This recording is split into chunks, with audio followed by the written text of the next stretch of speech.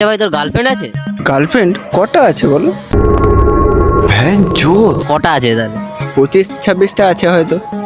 দেখে তো মনে হচ্ছে না। गजब टूबीबाज आदमी। ঠিক আছে, 25-26টা গার্লফ্রেন্ড? আর কিছুই নেই। 25টা গার্লফ্রেন্ডের যে কোনো একজনকে ফোন লাগিয়ে ডাইরেক্ট বিয়ের প্রস্তাব দে। হ্যাঁ ये फंस गया सीएम। ঠিক আছে, লাগা কল তাহলে।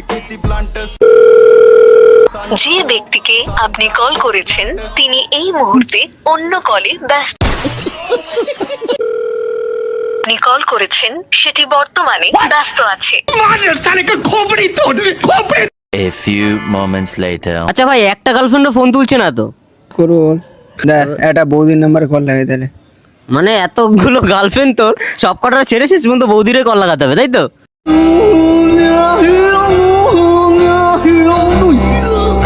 তোর কপালে হয়েই জুটবে। না ঠিক আছে, কল। কেমন আছো? এই তো ভালো আছি। হ্যাঁ বৌদি, তোমাকে একটা চলে যাচ্ছে খুব মোটামুটি। তোমাকে একটা কথা বলার ছিল। কি কথা? হ্যাঁ, বলছি তুমি কি আমার বিয়ে করবে গো? তোমার খেয়ে দিয়ে কোনো কাজ নেই, আমাকে কল দিয়েছো? गजब बेइज्जती है। দুপুরবেলা কে কল করে? তোমার তো ভালোবাসি, এর জন্য ফোনটা করলাম। ভালোবাসা পাছার উপর দেবো তোমার? তোমার বয়স কত? তুমি ভালোবাসা দেখাচ্ছ?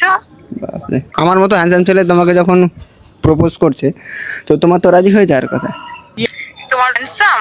তুমি তোমার নিজের মুখটা দেখেছো আয়নায়? জুতো খুলে মারবো। আমাদের পাড়ায় কালো কুত্তা আছে না, ওই কুত্তাটাও তোমার থেকে অনেক সুন্দর। আর একবার যদি তুমি কল করেছো না, একদম জুতো দিয়ে পিটাবো। তাহলে তুমি কি তাহলে আমাকে বিয়ে করবে না বলছো? ওকে বিয়ে করার থেকে না, ওই আমাদের গলিতে কালো কুত্তা আছে, ওকে বিয়ে করা অনেক ভালো। এই ফোনে এই নাম্বারে আর ফোন করবি না।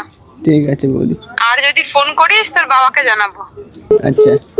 হ্যাঁ, ये क्या हो गया?